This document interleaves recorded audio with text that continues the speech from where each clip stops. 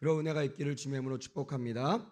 자, 우리 오늘은 고린도전서 15장부터 고린도후서 1장까지 보도록 하겠습니다.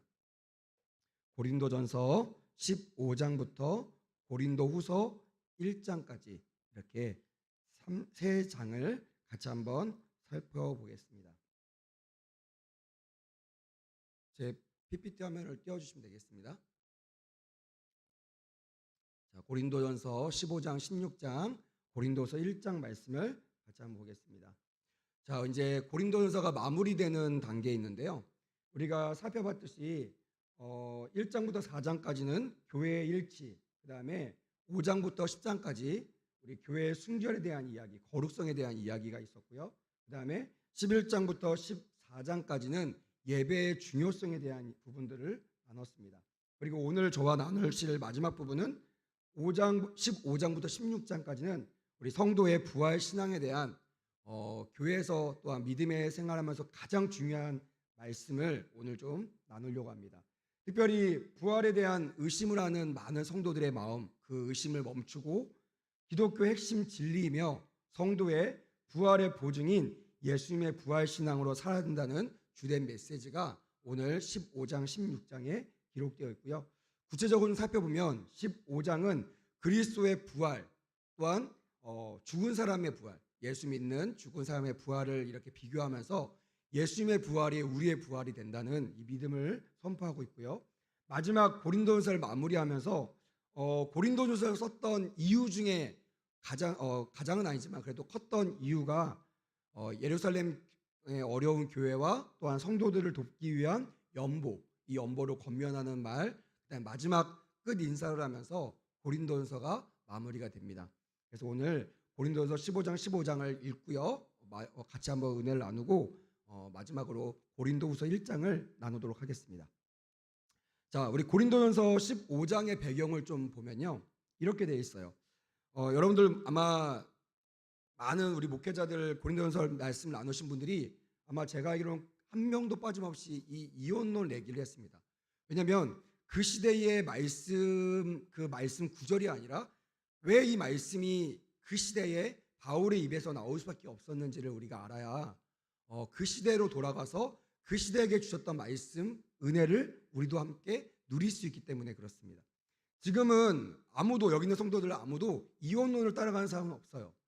하지만 그 당시만 해도 헬라 철학의 기본이 되었던 이혼론을 믿고 있었고 거기에 흠뻑 빠져 있었던 이 고린도인들, 이 고린도 교인들 이들에게 있어서 이 이혼론이라는 것은 되게 중요한 요소이고 사도 바울도 복음을 전파하면서 이 이혼론을 무시할 수가 없었던 것입니다. 그래서 이 고린도인들의 육신의 부활을 반대하는 그들은 죽으면 부활은 영은 부활하고 육신의 감옥, 이 감옥을 벗어나고 탈출해야 된다는 생각을 가지고 또 이 악한 몸은 이 땅에 있어야 되고 부활하지 못한다는 이 이혼론적 사고 때문에 몸의 부활을 믿지 않았던 것이에요.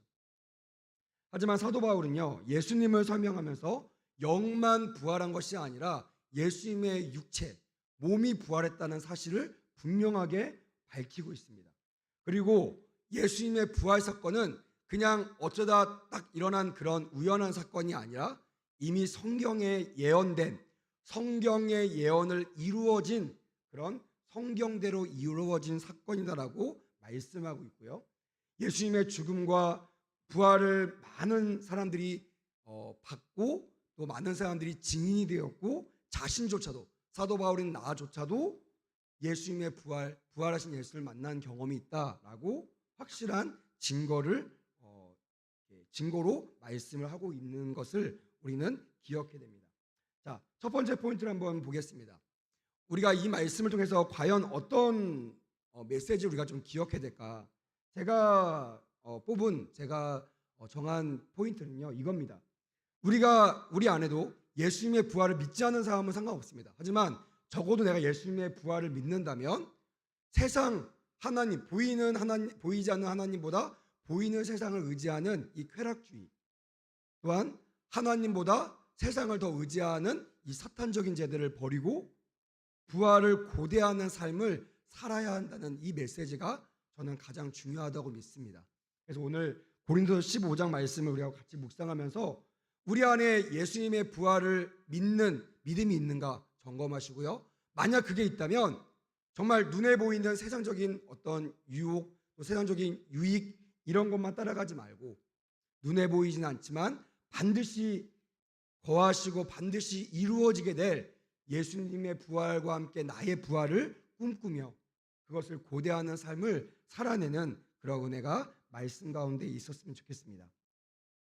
여기 사도 바울이 또 이 말씀을 하면서 이런 말씀을 전했죠. 우리 파란색을 보면 십자가를 통한 구속사역의 핵심, 이 부활을 반드시 믿어야 한다는 거예요. 그냥 반쪽짜리 믿는 것이 아니라 성경대로 온전하게 믿는 신앙을 우리는 가져야 된다. 왜 그러냐? 만약 부활이 없다면 14절, 19절에 보니까 만약 부활이 없다면 두 가지 현상이 나타납니다. 하나는 대속의 죽음. 그러니까 예수님께서 그 정결하신 보혈의 피로 우리의 죄를 대속하신 그 대속의 죽음이 헛되다는 거예요. 그리고 우리가 끊임없이 전하는 땅끝까지 이르러 전해야 되는 사명인 이 복음 전파가 헛된 일이 되기 때문이라는 거예요. 두 번째는 영생을 믿고 살아가는 저와 여러분들 같은 신실한 그리스도인들이 세상에서 가장 불쌍한 사람으로 되어져 간다는. 그래서 우리가 부활을 믿어야 되고 부활 신앙으로 살아야 될 이유가 여기 있는 것이에요. 만약에 우리가 예수를 믿는다고 하면서 부활을 믿지 않는다. 그러면 사실 우리가 예수님의 보혈을 믿지 않는 것이고 의지하지 않는 것이고 그리고 우리가 복음을 전할 이유가 사라지는 것이에요. 왜?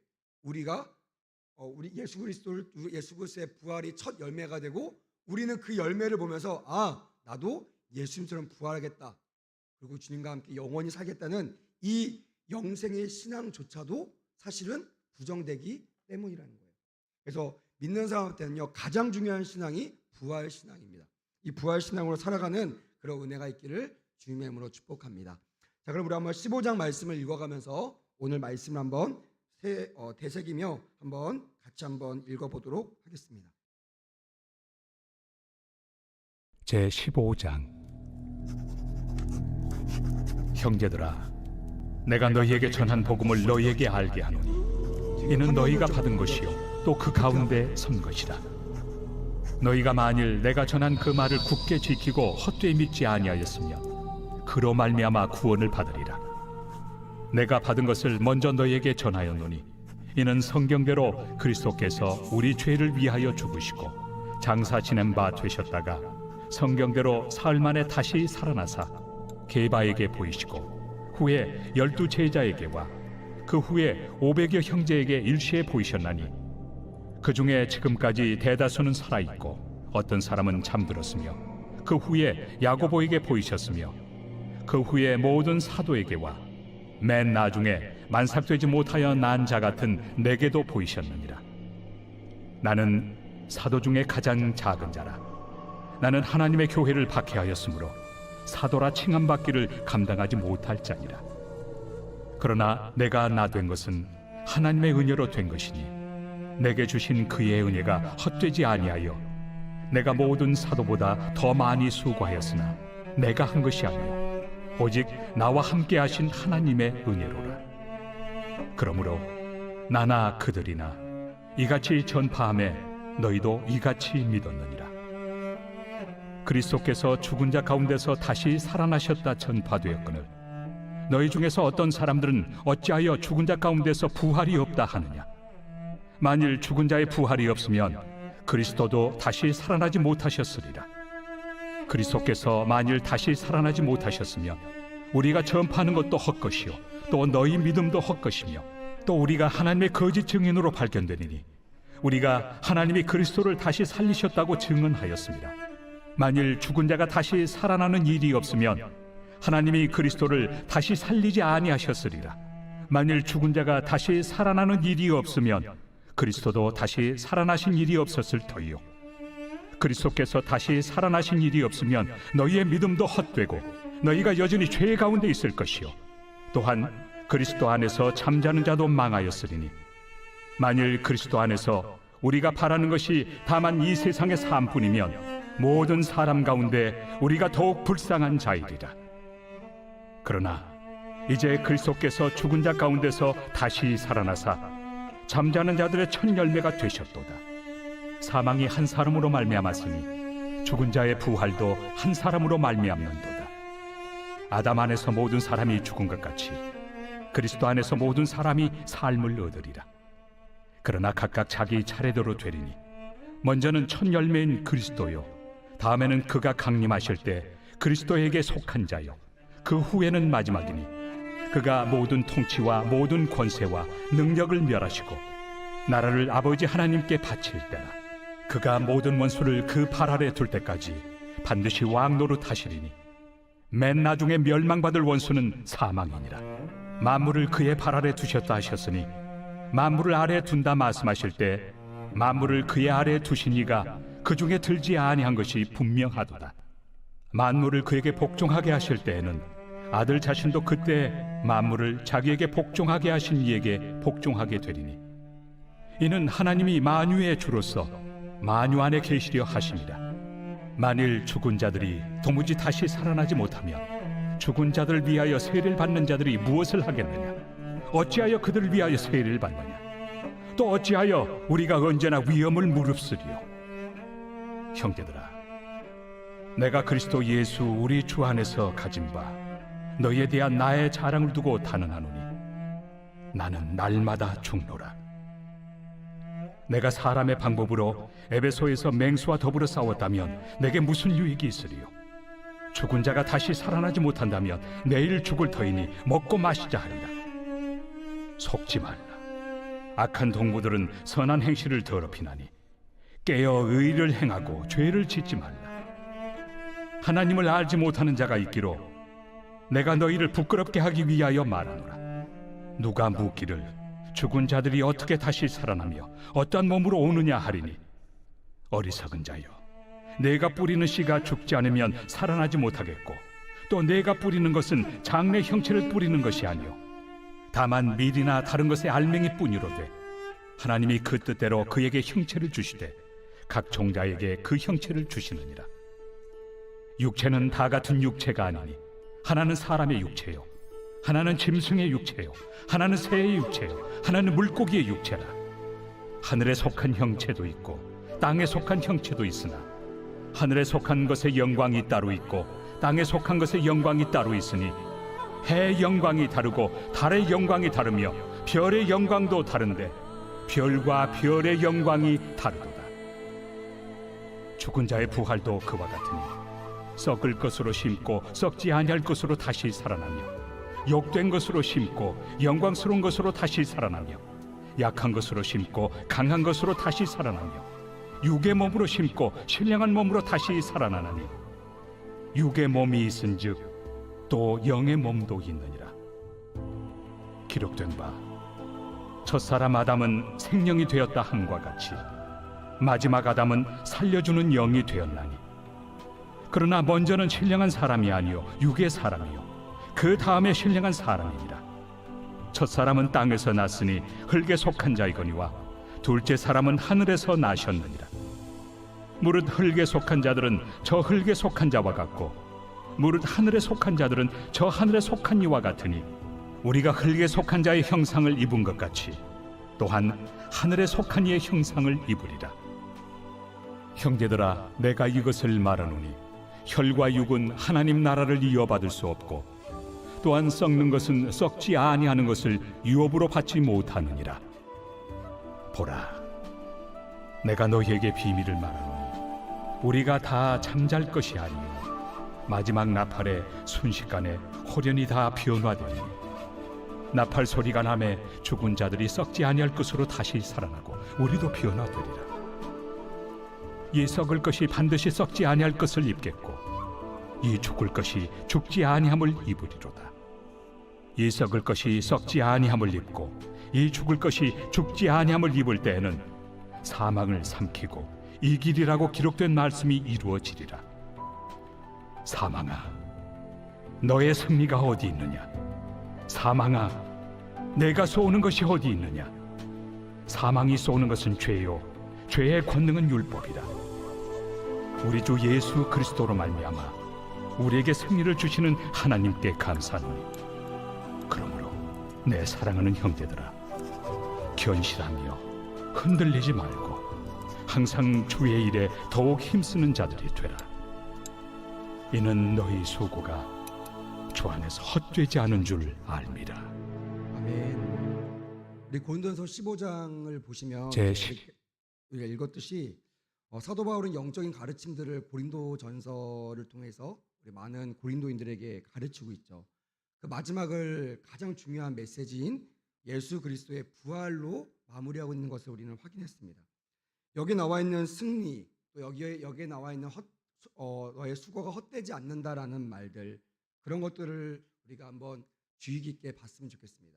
우리가 이 땅에 살아가는 거, 열심히 살아가고 또 돈 많이 벌고 행복하게 사는 거, 물론 그것이 우리에겐 행복이 될 수 있겠지만 주님이 보시는 그 잣대, 주님이 보시는 기준은 그거와 좀 다른 것 같아요.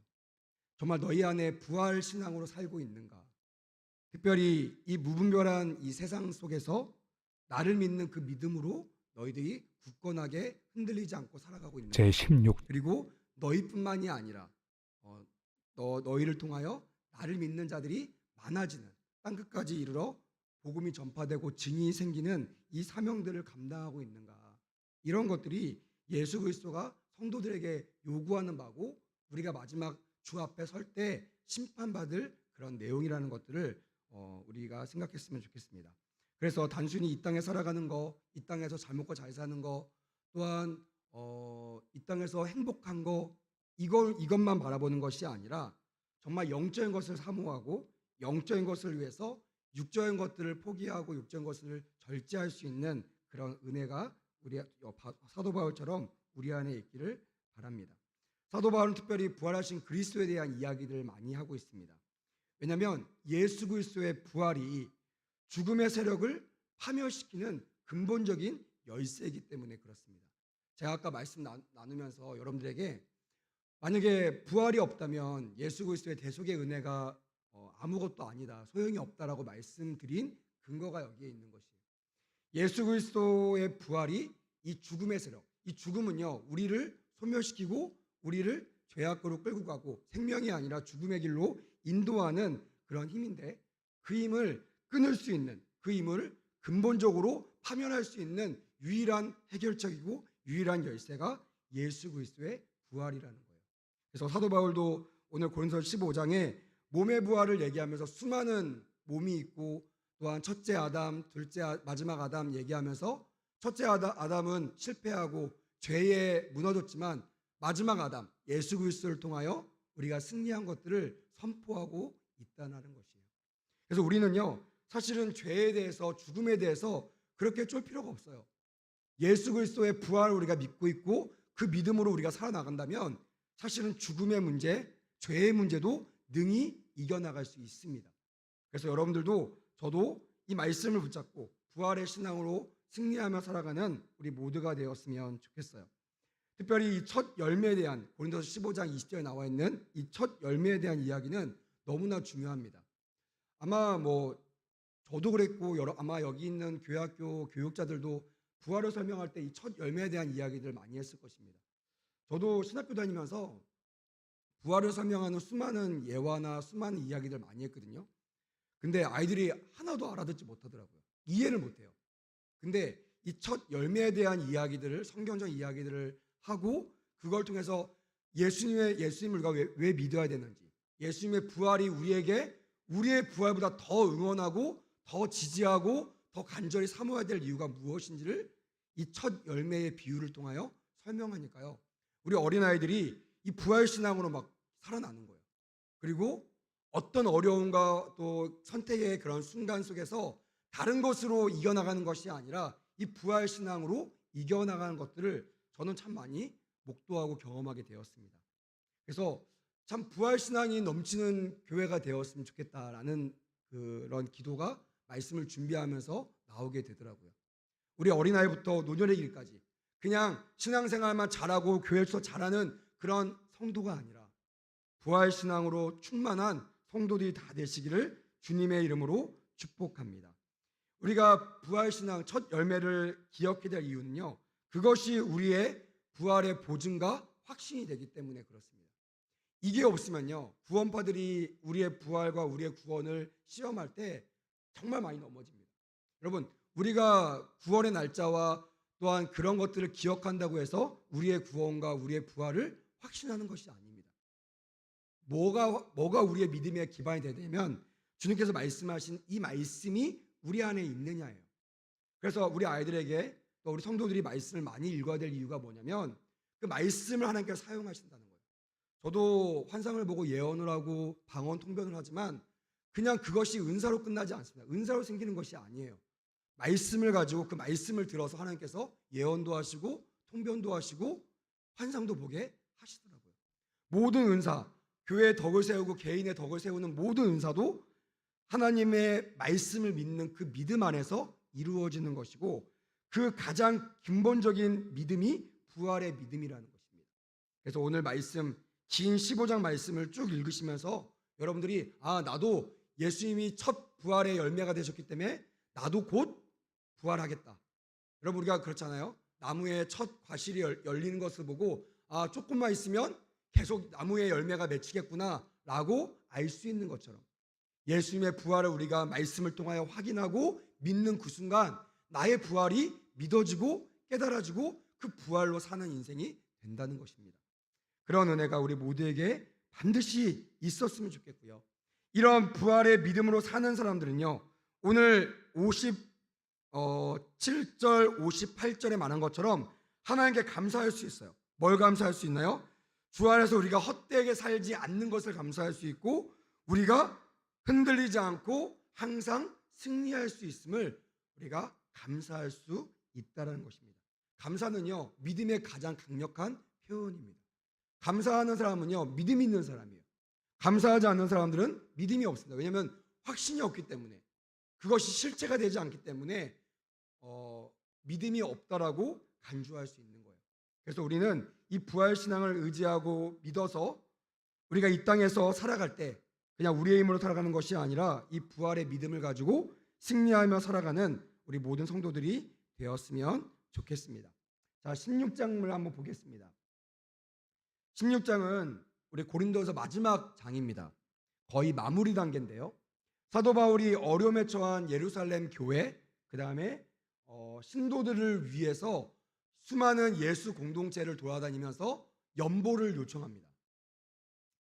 제가 이제 왜 연보가 중요한지를 조금 이따가 설명할 텐데, 이렇게 연보를 이렇게 권하고 건면하고 또한 아볼로에 이어서 디모데를 보내서 고린도 교회를 가르치고 고린도 교회를 인도할 수 있도록 그렇게 후임자로 오도록 합니다. 그리고 그가 이 교회에 와서 안전하고 평안한 삶을 살 수 있도록 성도들에게도 특별한 안부를 부탁하고 또한 특별한 부탁을 하는 장면들이 오늘 16장에 기록되어 있습니다.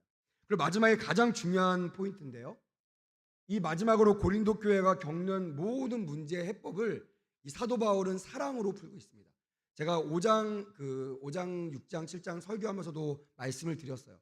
우리가 그 사랑장이라고 말하는 고린도전서 이게 나온 이유가 뭐냐면 그냥 튀어나온 것이 아니라 고린도 교회의 수많은 문제를 해결하는 유일한 방법, 가장 확실한 방법으로 사도 바울이 끊임없이 말하고 있었던 단어가 사랑이라는 단어였어요. 그래서 이 모든 문제를 풀어가는 이 사랑을 다시 한번 제시하며 사랑의 중요성을 강조하는 내용으로 오늘 고린도서 16장을 마무리하고 있습니다. 제가 두 번째 포인트로 이렇게 여러분들에게 말씀을 좀 전하기 원합니다. 성도는 세상 문화와 구별된 사랑과 섬김의 삶을 살아야 한다는 것이에요. 많은 사람들이 제가 사회복지를 공부했는데 많은 사람들이 얘기하더라고요. 야, 교회가 참 좋은 일을 많이 한다. 근데 실제로요, 교회가 어떤 일을 하는지는 잘 몰라요. 과거의 사회복지사들도 과거 사회복지 역사들을 공부하면서 우리나라 사회복지가 안정화되고 또 이렇게 복지가 정말 잘 돼 있는 나라가 되기까지 제가 보기에는 역사적으로나 사실적으로 봐도 그리스도인이나 목사가 아니고 그냥 객관적으로 봐도요, 가장 공헌한 종교가 기독교가 맞습니다. 근데 왜 많은 사람들이 이것을 잘 알지 못할까? 아마 예수님의 명령대로 왼손이 하는 것을 오른손이 모르게 하는 그런 섬김과 또한 겸손 때문이 아닐까라고 생각합니다. 저는 그것을 좀 아쉬워하지 않았어요. 그걸 보면서 마음이 좀 뿌듯하더라고요. 아무도 안 알아주고 아무도 인정하지 않지만 역사가 그거를 기록하고 있고, 가장 중요한 거는 하늘나라의 역사책에 그 모든 것들이 기록된다는 것이에요. 여러분, 동일합니다. 성도가 이 땅에 살아가면서 사랑과 섬김을 할 때도요, 동일한 마음으로 해야 됩니다. 교회도 마찬가지입니다. 많은 교회가 보여주기식 실천들을 참 많이 합니다. 저도 그 군종부터 시작해서 지금까지 20년 동안 사역을 하고 있거든요. 꽤 많은 시간 했습니다. 제가 지금 43살인데 제 인생의 절반 이상을 목회자로 살았다는 뜻이에요. 제가 교회에서 사역을 하면서 가장 아쉬웠던 게 뭐냐면, 왜 저 작은 거, 또 너무나 당연한 것을 가지고 왜 이렇게 부풀려서 광고를 할까? 그리고 왜 이렇게 보여주기식 사랑과 실천을 할까? 주님께서 분명히 왼손이 하는 거 오른손이 모르게 하라, 겸손과 사랑으로 섬기라고 하셨는데 왜 그것을 잃어버리고 있을까? 그런 아쉬움들이 참 많았습니다. 다행히 제가 섬기고 있는 우리 동신교회는 그런 모습들이 잘 보이지 않아서 얼마나 감사한지 모릅니다. 여러분들, 사랑과 섬김은요, 그리스도인들의 당연한 임무임을, 사명임을 믿으시길 주님으로 축복합니다. 할렐루야. 당연한 거에는요 생색낼 게 없어요. 아내들이 남편과 가정을 위해서 밥을 차리면서, 여보 내가 하루에 3끼를 차리는 거 알지? 내가 이걸 위해서 얼마나 땀 흘리고 얼마나 노력하는 줄 알아? 라고 생색낸다면 그 누구도 아마 그 아내와 엄마의 섬김을 기뻐하거나 감사하지 않을 거예요. 왜? 그것이 마땅한 엄마의 사명이기 때문에. 남편이 집에 돌아올 때마다, 얘들아 여보 내가 얼마나 힘든 줄 알아? 내가 당신들 때문에 내가 이렇게 고생하는 거 알아 몰라? 이러면서 막 생색내면요, 아마 어느 순간 가정에서 왕따가 되어 있을 겁니다. 왜냐하면 너무나 당연한 거기 때문에. 성경에도 부모가, 남편이 자녀들을 양육하고 아내들에게 사과나무가 되어 열매를 제공하는 건 너무나 당연한 거예요. 이거는 우리가 정한 것이 아니고요, 주님께 정하신 것입니다. 남편은 아내의 사과나무가 되는 거예요. 사과나무가 사과 열매를 맺힐 때 생생내는 거 봤습니까? 당연히 하는 거예요. 오히려 과실을 많이 맺지 못할 때 미안해하고 죄송해하고 안타까워하는 것이 당연한 거죠. 근데 당연한 것을 하면서 너무나 생색을 내거나 자랑한다면 그 영광들이 하나님 앞에서 가려질 것이기 때문에 주님께서 겸손과 사랑을 같이 실천하라고 말씀하신 겁니다. 그래서 우리는 조금 더 여타 다른 기관과 다른 사람들보다 조금 더 성숙한 마음으로 우리에게 가진 것들을 나눴으면 좋겠습니다. 교회 안에서도 다음 세대를 세우는 일도 마찬가지입니다. 이번 이제 수련회 때 우리 교회 예산이 아마 많이 들어갈 것입니다. 어떤 분은 아까워할 수도 있어요. 아니 얼마 되지 않은 아이들 가성비로 따지면 너무나 이거 낭비되는 거 아닌가, 혹 이런 생각을 갖고 있는 분도 계실 수 있습니다. 하지만 아비 세대들이 자녀 세대를 섬기는 것은 지극히 당연한 거고, 그것이 하나님의 명령입니다. 내가 내게 가르쳐 지킬 모든 것들을 자녀 세대들에게 가르치려고 명령하신 거. 가르칠 때 그냥 가르치나요? 저도 우리의 자녀들을 가르치지만 그냥 가르칠 수 없어요. 돈을 투자하고 돈을 내야지만 그 아이들을 가르칠 수 있잖아요. 마땅한 대가를 지불하는 거. 그걸 지불하면서 우리가 생색내지 않잖아요. 아마 그렇다면 온전한 부모가 아니겠죠. 그리고 자녀들은 굶는데 나만 막 시켜 먹으면서 배불러가지고 살찐다? 그건 온전한 부모가 아니겠죠. 마찬가지입니다. 교회 안에서 다음 세대 세울 때도요, 가성비 따지는 것이 아닙니다. 하나님께서 교회에 거저 주셨던 이 은혜와 이 물질을 다음 세대들에게 온전한 것을 가르치기 위해서 투자하는 거예요. 아니요, 투자도 잘못된 말입니다. 베푸는 겁니다. 흘려보내는 거예요. 내려 보내는 것입니다. 그것이 온전한 것이고, 우리 안에 있는 교회 안에 있는 연약한 지체들에게 섬기고 그들을 돕는 것조차도 사실은 우리가 생색내거나 우리가 이름을 내려고 하는 것이 아니라 성도의 마땅한 의무와 사명임을 기억하고 온전한 사랑과 섬김으로, 과연 교회는 세상과 다르구나, 과연 주님의 사랑은 세상의 사랑과 정말 다르구나라고 감탄하여 그들이 교회로 들어올 수 있는 그런 은혜가 열려지는 그런 시간들이 되었으면 좋겠습니다. 모든 일에 주를 위한 사랑으로 임해야 되는 이유, 그것은요, 이 땅이 곧 막을 내리기 때문이에요. 그 말은 뭐냐, 이 땅, 우리가 가지고 있는 물질, 우리가 가지고 있는 시간, 이 모든 것도 영원할 것 같아야 아끼고 또한 막 재고 또 창고에 쌓아두고 할 텐데, 주님께서 말씀하십니다. 내가 곧 오리라. 주님이 내일 오실 수도 있고 오늘 예배 끝나고 오실 수도 있고 기도하면서 오실 수도 있어요. 그러면 우리가 쌓아놨던, 우리가 다음 스텝을 준비하기 위해서 아껴놓고 모았던 모든 것들이요, 다 헛된 것이 되는 것이에요. 주님은 그거를, 그 모아놓은 것을 칭찬하는 것이 아니라 세마신다는 거예요. 네가 있을 때 내가 너에게 줬던 모든 것들을 네가 어떻게 나누고 베풀었느냐, 나를 위해서 얼마나 썼느냐, 이것을 나중 것을 대비해서 반영해서 결산하는 것이 아니라 오늘까지의 나의 삶과 사랑과 헌신으로 결산을 마무리 짓는다는 거예요. 그래서요, 쌓아두는 것은 성경적인 원칙이 아닙니다. 그것을 가장 많이 보여주는 것이 만나 매출하기잖아요.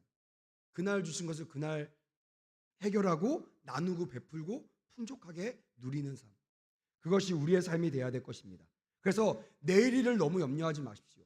내일을 너무나 우리가 계획적으로 10년 뒤, 20년 뒤, 30년도 내가 어떤 재테크를 하고 내가 어떤 돈을 모으고 내 자녀들을 위해서 내가 어떻게 해야 된다. 사실 이런 것들을 준비하는 것보다 더 확실한 준비는 뭐냐면 오늘 죽어도 내가 주님 만날 수 있는 것을 준비하는 것. 내 자녀들이 오늘 주님이 내 자녀를 데리고 간다고 할지라도 우리 자녀들이 천국에서 만날 수 있는 확신과 믿음이 있는가.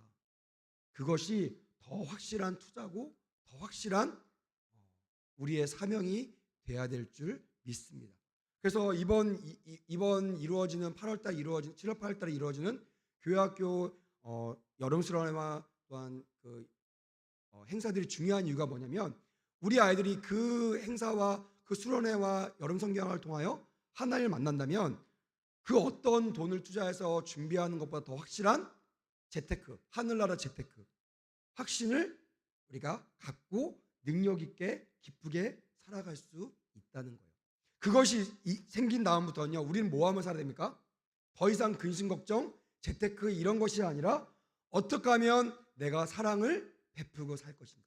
교회는 이제부터 뭘 걱정하냐면 어디 땅을 투자해서 뭐 복지관을 짓고 우리 교회가 10년 뒤, 20년 뒤 은퇴 자금을 마련하고 이런 것들을 준비하는 것이 아니라 어떻게 하면 사랑을 보좌 삼고 임하시는 주님을 오늘 우리 성도들에게 경험시킬 수 있을까. 그래서 사랑에 관심을 갖는 교회가 진짜 훌륭한 교회라는 거예요. 그 교회가 하나님께서 임하는 교회가 된다는 것입니다. 이거는 사도 바울의 때만 일어났던 것이 아니라 지금도 마찬가지. 교회가 사랑을 잃어버리잖아요. 미움과 시기와 질투와 또한 인색함으로 사랑을 잃어버리면요, 주의 성령이 떠납니다. 성경 보십시오. 요한 1, 2, 3서 보십시오. 주님이 사랑을 보좌 삼고 임하신다고 말씀하셨고요, 사랑이 없는 곳에 하나님이 임재하지 않는다고 분명히 말씀하셨어요. 한번 우리는 따져봐야 됩니다. 내가 부활신앙으로 살고 있는 교회와 성도 내가 맞는가? 그렇다면 내가 지금 사랑을 이루고 있는가? 그리고 그 사랑으로 주님 오심, 주님 오늘이라도 오십시오, 주님 지금이라도 오십시오 라고 내가 당당하게 주님 오심을 선포할 수 있는가, 바랄 수 있는가. 만약 여러분들이 그런 마라나타 이 믿음이 여러분들의 믿음이라면 여러분들이 정말 은혜 받는 사람이고요, 정말 부활신앙으로 똘똘 뭉쳐서 잘하고 있는 것이고, 만약 내 삶이 풍족하고 재테크를 아무리 노후자금을 아무리 마련하고 있어도 내가 이 부활신앙으로 주님 오신다고 말씀을 전할 때, 들을 때 내가 두렵고 떨린다면, 내가 막 너무 무섭고 밤잠을 이루지 못하도록 고통스럽다면 여러분 그동안 여러분들의 신앙을 잘못 살고 있었다는 것이죠. 사도 바울은 그걸 말하고 있는 것이죠. 우리의 신앙에 가장 중요한 게 뭐라고요? 부활신앙이라는 거예요. 그 부활신앙이 우리 안에 확신이 될 때 사도 바울이 말한 것처럼 우리 안에는 유일한 한 가지, 사랑의 섬김, 사랑의 실천밖에 일어날 수 없다는 거예요. 사도 바울이 다니면서 전도했던 사랑의 공동체, 예수 공동체는요 항상 사랑의 공동체였어요. 그래서 이 연보를 구걸하듯이 달라고 졸르고 애원하는 것이 아니라 당당하게 사랑의 공동체에 가서 연약한 예루살렘 교회와 성도들 위하여 헌금을 모아다오. 속히 예루살렘 교회로 헌금을 보내라 라고 당당히 말할 수 있는 이유가 부활 신앙으로 충만한 삶을 사도 바울이 살고 있었다는 거예요. 저는요, 사실 헌금 설교 정말 강하게 합니다. 저는 한 번도 헌금 설교하면서 사람 눈치를 본 적이 없어요. 왜냐면 저는 물질로 정말 많은 연단을 받았기 때문에 이 물질이 얼마나 허무한지를 저는 너무나 잘 알고 있습니다. 저희 아버님의 사업을 통해서 저는 그걸 너무나 뼈저리게 느꼈고, 제가 주의종에 들어오기 전에 하나님께서 그 과정을 다 통과하셨어요.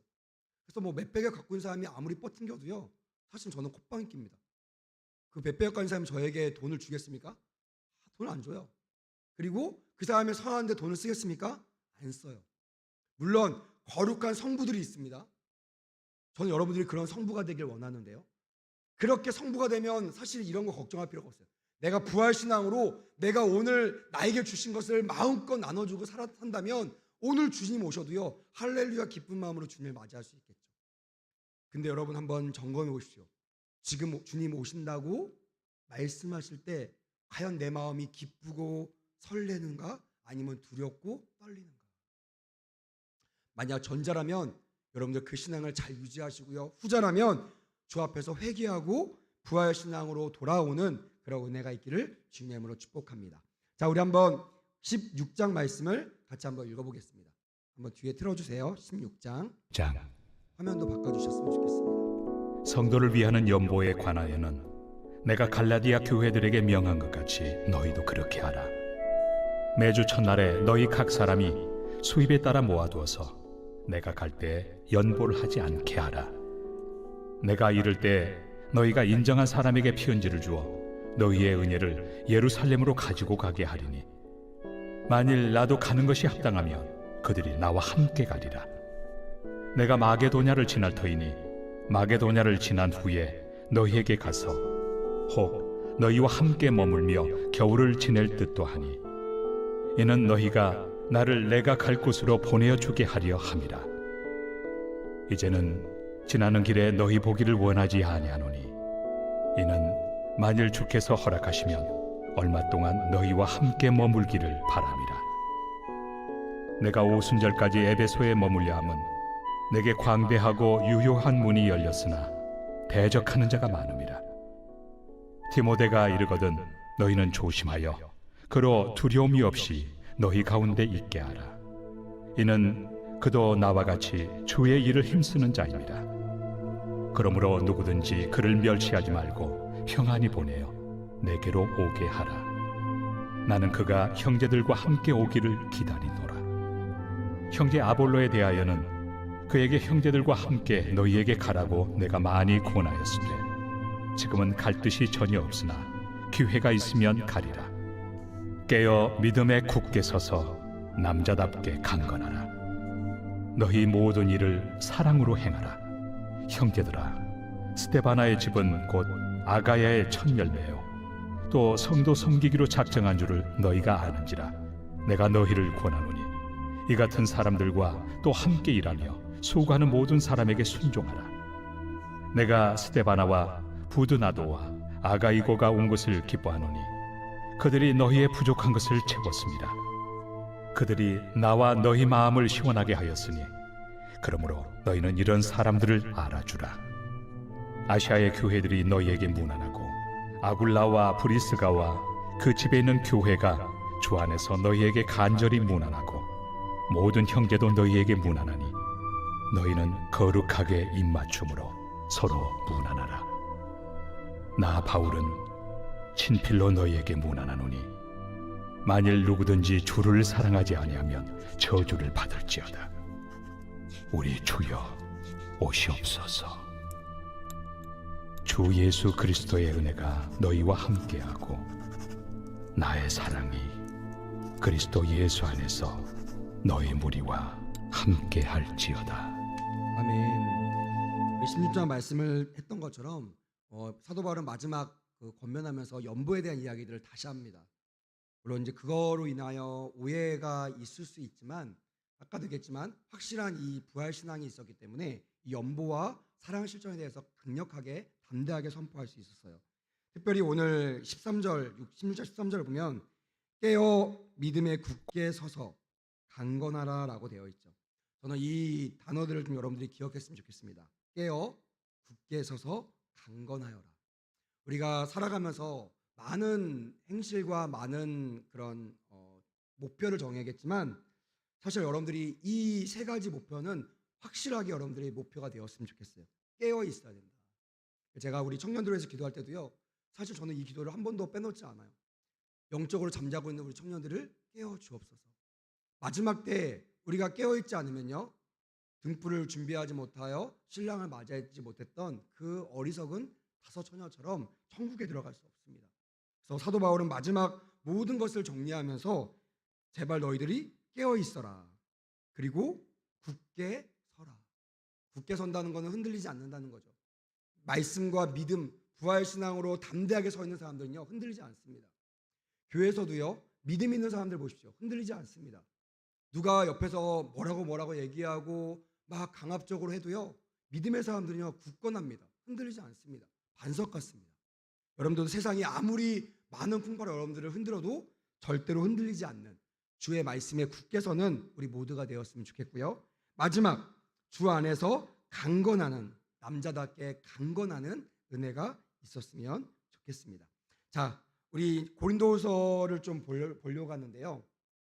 뭐 다음 주에 더 구체적인 말씀을 또 목사님과 전사님이 전해주시겠지만 제가 간략하게 고린도서에 대해서 설명을 하고 말씀을 마무리하도록 하겠습니다. 고린도서는 사도 바울이 첫 번째 편지를 쓴 뒤에 많은 학자들이 아마 6개월부터 1년 6개월 정도 후에 이 편지를 썼다고 그렇게 얘기를 하고 있더라고요. 원래는 그 오늘 16장에도 말하고 있듯이 사도 바울의 여행 계획이 있었습니다. 근데 그 계획을 수정하고요. 고린도 교회로 발길을 돌립니다. 근데 그 고린도 교회에서 어떤 일을 당하게 되냐면 사도 바울을 반대하는 반대자들, 성경은 그걸 대적자들이라고 말하고 있는데 대적자들로 인하여 그 고린도 교회에 가서 해결해야 될 문제들을 해결하지 못하고 에베소로 다시 돌아오게 됩니다. 그리고 그 에베소에서 일명 눈물의 편지라고 하는 이 편지를 쓰게 되는 것이 그게 고린도후서 말씀이에요. 눈물 흘려가며 정말 그동안 내가 받았던 말씀들을 눈물과 함께 우리 고린도인들에게 전했던 편지. 그래서요 그 고린도서에 썼던 이유가 있는데요. 가장 큰 것은 자기를 핍박하는 사람들이 나중에는요 뭐 건들다 못 건드니까 그의 사도성을 건드는 거예요. 왜냐면 그게 무너지면 다 무너지잖아요. 내가 열심히 막 설교했는데요. 제가 목사가 아닌 거예요. 제가 가짜예요. 제가 파송받지 못했어요. 제 교단에 저를 인정하지 않아요. 이게 밝혀지면 제가 했던 수많은 설교들이 힘을 잃는 것처럼 사도 바울이 가르쳤던 모든 것들을 무너뜨리기 위하여 사도 바울의 이 사도직을 태클을 겁니다. 그래서 고린도후서 말씀 중에는 이 사도 바울이 자기의 사도직을 변호하는 말씀들이 들어가 있고요. 그리고 아직 해결하지 못했던 고린도전서 썼던 이유가 있죠. 이 연보에 대한 거, 구제연금에 대한 그런 독려를 하기 위하여 이 고린도전서를 쓰게 되었다는 것이에요. 자, 고린도서 1장을 통해 우리가 봐야 될 포인트를 한번 보겠습니다.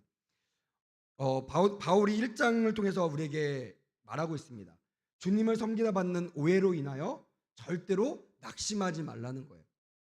물론 고난은 있을 수 있지만 하나님의 위로를 얻을 수 있다는 것이 제가 고린도후서 1장을 읽으면서 받았던 말씀입니다. 그 상황을 좀 보면요. 외부로는 그 이교도들의 핍박들이 있었고요. 내부 안에서는 같이 예수를 믿지만 유대주의자들의 갈등 이런 것들로 인하여 그 고린도 교회 성도들이 많이 지쳐 있고 또한 절망적이었고 낙심한 상태에 있었다는 것은 우리는 알 수 있습니다. 그래서 사도 바울이 두 가지를 말씀했습니다. 하나는 너희들 고난 당하는 거 두려워하지 말고 고난은 있겠지만 위로부터 내려오는 그 위로, 하나님으로부터 내려오는 그 위로가 있으니 너무나 낙심하지 말라라는 말을 했고요. 11절에 보니까 그러므로 우리가 서로를 위하여 기도해 주자. 우리는 그걸 중보기도라고 하잖아요. 서로를 위해서 중보해 주는 기도를 요청한 것을 우리는 볼 수 있습니다. 자, 그러면 마지막으로 우리 고린도서 1장을 읽어보고 오늘 말씀을 마무리하도록 하겠습니다. 고린도 후서 제1장. 하나님의 뜻으로 말미암아 그리스도 예수의 사도된 바울과 형제 디모데는 고린도에 있는 하나님의 교회와 또 온 아가야에 있는 모든 성도에게 하나님 우리 아버지와 주 예수 그리스도로부터 은혜와 평강이 있기를 원하노라. 찬송하리로다. 그는 우리 주 예수 그리스도의 하나님이시요 자비의 아버지시요 모든 위로의 하나님이시며 우리의 모든 환난 중에서 우리를 위로하사 우리로 하여금 하나님께 받는 위로로서 모든 환난 중에 있는 자들을 능히 위로하게 하시는 이시로다. 그리스도의 고난이 우리에게 넘친 것 같이 우리가 받는 위로도 그리스도로 말미암아 넘치는도다. 우리가 환난 당하는 것도 너희가 위로와 구원을 받게 하려는 것이요 우리가 위로를 받는 것도 너희가 위로를 받게 하려는 것이니 이 위로가 너희 속에 역사하여 우리가 받는 것 같은 고난을 너희도 견디게 하느니라. 너희를 위한 우리의 소망이 견고함은 너희가 고난에 참여하는 자가 된 것 같이 위로에도 그러할 줄을 알미라. 형제들아, 우리가 아시아에서 당한 환난을 너희가 모르기를 원하지 아니하노니 힘에 겹도록 심한 고난을 당하여 살 소망까지 끊어지고 우리는 우리 자신이 사형 선고를 받은 줄 알았으니 이는 우리로 자기를 의지하지 말고 오직 죽은 자를 다시 살리시는 하나님만 의지하게 하심이라. 그가 이같이 큰 사망에서 우리를 건지셨고 또 건지실 것이며 이후에도 건지시기를 그에게 바라노라. 너희도 우리를 위하여 간구함으로 도우라. 이는 우리가 많은 사람의 기도로 얻은 은사로 말미암아 많은 사람이 우리를 위하여 감사하게 하려 함이라. 우리가 세상에서 특별히 너희에 대하여 하나님의 거룩함과 진실함으로 행하되 육체 지혜로 하지 아니하고 하나님의 은혜로 행함은 우리 양심이 증언하는 바니 이것이 우리의 자랑이라. 오직 너희가 읽고 아는 것 외에 우리가 다른 것을 쓰지 아니하노니 너희가 완전히 알기를 내가 바라는 것은 너희가 우리를 부분적으로 알았으나 우리 주 예수의 날에는 너희가 우리의 자랑이 되고 우리가 너희의 자랑이 되는 그것이다. 내가 이 확신을 가지고 너희로 2번 은혜를 얻게 하기 위하여 먼저 너희에게 이르렀다가 너희를 지나 마게도냐로 갔다가 다시 마게도냐에서 너희에게 가서 너희의 도움으로 유대로 가기를 계획하였으니 이렇게 계획할 때 어찌 경솔이하였으리요. 혹 계획하기를 육체를 따라 계획하여 예예 하면서 아니라 아니라 하는 일이 내게 있겠느냐. 하나님은 미쁘시니라. 우리가 너희에게 한 말은 예하고 아니라 함이 없노라. 우리 곧 나와 실와노와 디모데로 말미암아 너희 가운데 전파된 하나님의 아들 예수 그리스도는 예하고 아니라 함이 되지 아니하셨으니 그에게는 예만 되었느니라. 하나님의 약속은 얼마든지 그리스도 안에서 예가 되니 그런즉 그로 말미암아 우리가 아멘하여 하나님께 영광을 돌리게 되느니라. 우리를 너희와 함께 그리스도 안에서 굳건하게 하시고 우리에게 기름을 부으신 이는 하나님이시니 그가 또한 우리에게 인치시고 보증으로 우리 마음에 성령을 주셨느니라. 내가 내 목숨을 걸고 하나님을 불러 증언하시게 하노니 내가 다시 고린도에 가지 아니한 것은 너희를 아끼려 함이라. 우리가 너희 믿음을 주관하려는 것이 아니요 오직 너희 기쁨을 돕는 자가 되려 함이니 이는 너희가 믿음에 섰음이라. 아멘. 자, 우리 마지막까지 믿음에 서는 은혜가 있었으면 좋겠습니다. 우리 말씀을 생각하면서 한번 기도하도록 하겠습니다. 기도할 때요, 우리 안에 부활 신앙이 있는가 다시 한번 여러분 점검하십시오. 세상에 수많은 확신과 수많은 담대함이 있어요. 그 중에 가장 중요한 담대함과 확신은 부활에 대한 담대함과 확신이어야 됩니다. 다른 건 다 있어도요, 이 부활 신앙으로 내가 확신이 없으면 우리의 구원도 보증할 수가 없습니다. 성령도 우리의 구원을 보증할 수가 없습니다. 그래서 정말 우리 안에 하나님 부활의 신앙이 충만하게 해달라고, 내가 내일을 위하여 사는 사람이 아니라 내가 주님의 부활을 고대하며 사는 사람이 되게 해달라고, 주님의 오심을 준비하며 기다리며 오늘 나에게 주셨던 모든 일들을 사랑과 섬김으로 해나갈 수 있는 우리 동신교회와 우리 모두가 되게 해달라고 기도하시고, 그러지 못한 삶을 살았다면, 눈에 보이는 것만 바라보며 살았다면, 내 육신의 악문만 추구하며 살았다면 이 시간 회개하며 나가도록 하겠습니다. 이 시간 우리 주의 이름 한번 외치고 간절한 마음으로 통성으로 기도하겠습니다. 주여